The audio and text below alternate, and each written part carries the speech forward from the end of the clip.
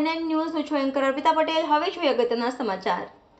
National health કર્મચારીઓના પગાર વધારા અન્વયે ફાર્માસિસ્ટ સાથે થયેલ વિસંગતતા બાબતે માનનીય મુખ્ય જિલ્લા આરોગ્ય અધિકારી સાહેબશ્રીને એનએચએમ ફાર્માસિસ્ટ દ્વારા આવેદનપત્ર આપવામાં આવ્યું.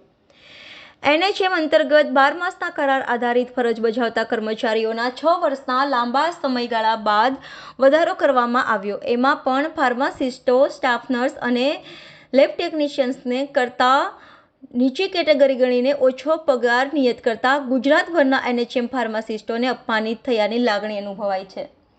જો કર્મચારીઓને ન્યાય નહીં મળે તો આગામી સમયમાં આંદોલનની ચીમકી ઉચ્ચારી છે. તેમજ તાજેતરમાં યોજાવાન લોકસભાની ચૂંટણીમાં સરકાર વિરુદ્ધ મતદાન કરવાની પણ ચીમકી ઉચ્ચારેલી છે તેવું જીપીએ પ્રમુખ સાહેબે જણાવેલ છે.